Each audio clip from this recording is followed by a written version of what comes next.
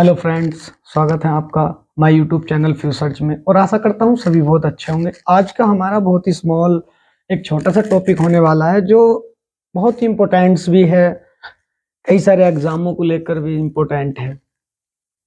तो आज का हमारा जो टॉपिक रहेगा वो रहेगा तृणमूल लोकतंत्र या ग्रास रूट डेमोक्रेसी भी आप उसको बोल सकते हैं। जो ग्रास रूट आपकी जो डेमोक्रेसी है उसका मतलब है कि लोकतंत्र को बहुत निचले या निचले तबके के लोगों तक पहुंचाना आपका क्या कहलाता है? तृणमूल लोकतंत्र कहलाता है या ग्रास रूट डेमोक्रेसी कहलाता है।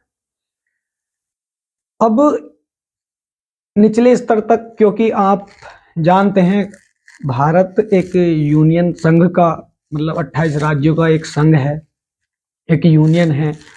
उसमें प्रत्येक जगह पर लोकतंत्र को लेकर जाना ये आपका क्या कहलाता है? यानी कि ग्रास रूट, यानी कि निचले लेवल तक या निचले तबके तक लोकतंत्र को लेकर जाना आपका क्या कहलाता है? ग्रास रूट डेमोक्रेसी या तृणमूल लोकतंत्र कहलाता है। ये आपका सोशोलॉजी का, सोशल पॉलिटिक्स का एक बहुत ही अच्छा सब्जेक्ट भी है अपने आप में। और आप जानते होंगे कि तृणमूल कांग्रेस के नाम से जाने जाने वाली एक पार्टी ममता बनर्जी जी की जो बंगाल में चलती है, पश्चिम बंगाल, तो वेस्ट बंगाल की वो एक पार्टी भी है, वो भी तृणमूल कांग्रेस ही है। जो मतलब उनका जो पार्टी का संदर्भ है वो निचले लेवल तक लोकतंत्र को मजबूत करना है। अब इसी पर हम बात करते हैं कि लोकतंत्र को मजबूत करने के लिए इंडियन कॉन्स्टिट्यूशन में कौन कौन सी बातें रखी गई जिससे लोकतंत्र को निचले स्तर पर मजबूती मिली। जैसे एक सबसे पहले हम बात करते हैं ग्राम पंचायत की। तो आपका ये जो पंचायती राज है इसको लागू किया गया 1992 में amendment act 73 and 74 amendment act 1992। तो 73वां और 74वां संविधान संशोधन जो निचले लेवल तक लोकतंत्र को मजबूती देने के लिए लागू किया गया था, तो उसमें आपका बहुत सारे विषय रखे गए। जैसे महिलाओं के लिए 30% सीट महिला और निचले तबके के लिए आरक्षित कर दी गई, ताकि प्रत्येक व्यक्ति क्या हो सके, निचले स्तर से उठकर लोकतंत्र में भागीदारी निभाए, राजनीति में अपनी भागीदारी रखे। क्योंकि गांव में रहने वाला व्यक्ति ही गांव में उत्पन्न होने वाली समस्याओं को बहुत अच्छे से जान सकता है। उसके लिए आपका ग्रास रूट डेमोक्रेसी की बहुत आवश्यकता रही। उसके लिए वो कई लगभग 4 कमेटी भी बनाई आपकी, जैसे मेहता समिति बनी जो पंचायती राज को गठित या पंचायती राज का गठन करने के लिए उन्होंने रिपोर्ट दी कि हाँ, निचले लेवल तक लोगों तक सुविधाएं या लोकतंत्र का विकास नहीं है। उन्होंने अपनी एक रिपोर्ट भारत सरकार को दी। उसके आधार पर ये एक स्वायत्त सरकार या स्वायत्त शासन का गठन किया गया, जिससे आपका जो ग्रास रूट डेमोक्रेसी है उसको क्या किया जा सके, मजबूत किया जा सके।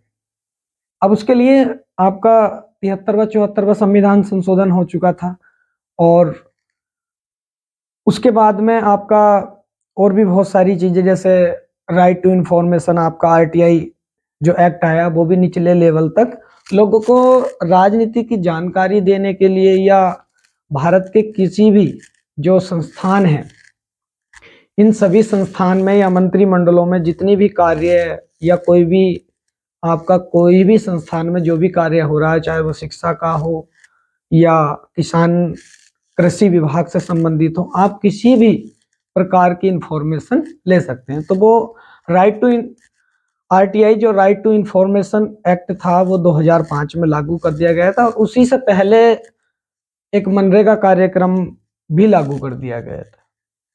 2005 में लागू कर दिया गया था, उसके बाद में 2011 तक उसका नाम बदल के नरेगा कार्यक्रम का मनरेगा कार्यक्रम कर दिया गया। तो ये सारी बातें जो हमारी इससे कनेक्टेड हैं, ग्रास रूट डेमोक्रेसी से कनेक्टेड।